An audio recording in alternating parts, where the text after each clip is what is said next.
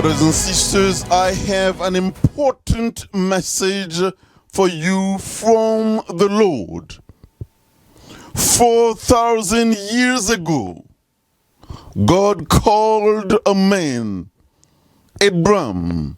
He was going to change his name later in Abraham to fulfill what he promised to Adam and Eve after they fell into sin in Genesis 3. Before God sent them out of the garden, he trained them how to live in the planet. But he also proclaimed the gospel to them.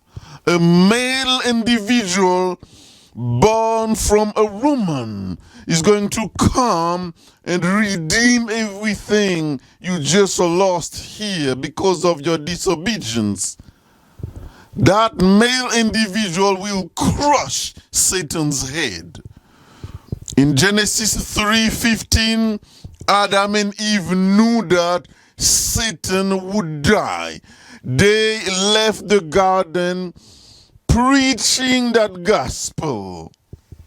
2024 years after Genesis 1 verse 1, God called Abraham to fulfill the promise he made to Adam and Eve. 10 years later, 2034 years after Genesis 1 verse 1, Genesis 15, God made a covenant with Abraham. The Jewish nation was born in Abraham.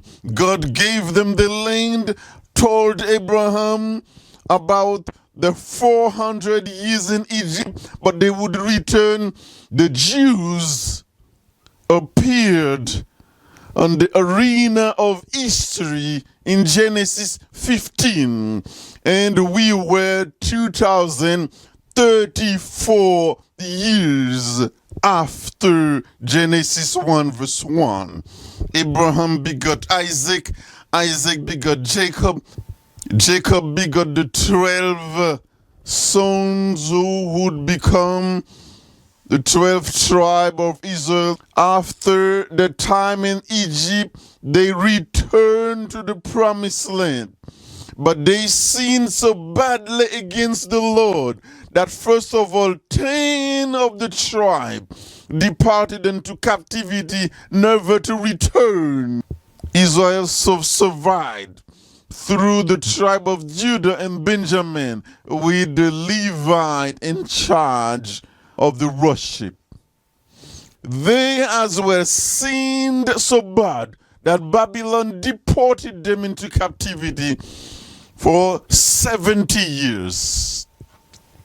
When it was time for them to return, Daniel chapter 9, God had an ultimatum for the Jews. You have 490 years to put your act together, or I will set you aside and continue the covenant I made with Abraham, with those who are faithful and willing. Because the covenant made with Abraham was bigger than Abraham.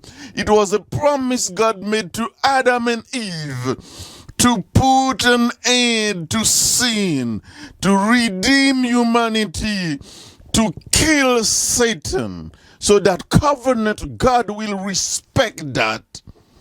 And I want to tell you today, if God promised you he would do something, he will do it, because he is faithful.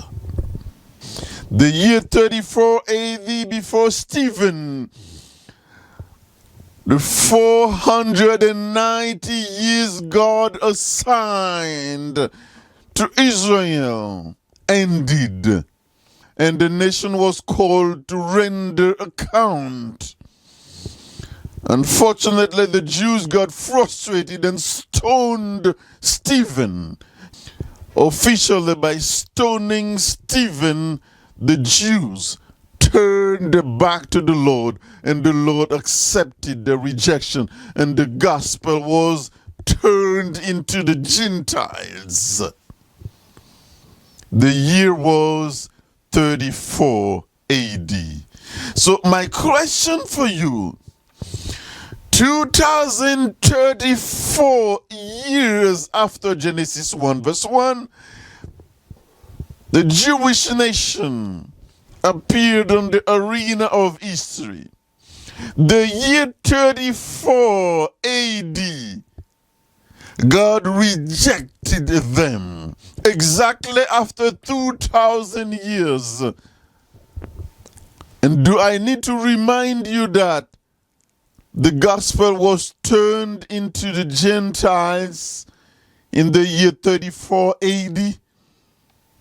Do we have an appointment with the Lord 2034 that will make the gospel 2,000 years into our hands as Gentiles? Some would tell me, hold on, my brother. You need to remember that although God rejected the Jews in the year 34, Israel was in fact destroyed in the year 70 AD. You would tell me, even though the planet would meet the 2,000 years, 2034 to come, God will give us a deadline as well.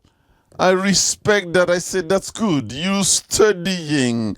But allow me to remind you that in Revelation chapter 10, John saw a powerful angel standing with 1 foot on the sea and 1 foot on the earth.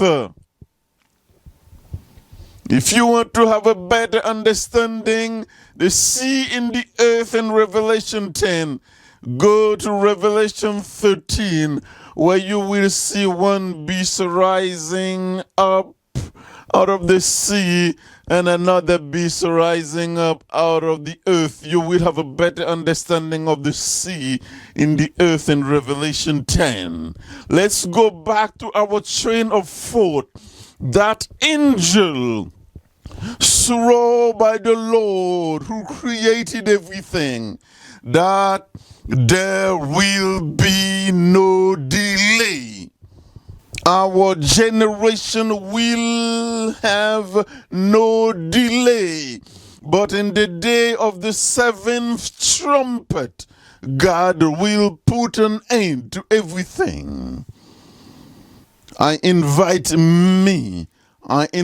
you as church leader, as individual, as family, as a nation, but most importantly, as the planet, to search our heart, because we have a deadline with the Lord.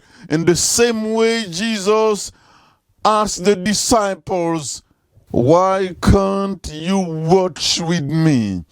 I would invite faithful servant of the Lord to watch and to pray, because in 2024 we are living critical.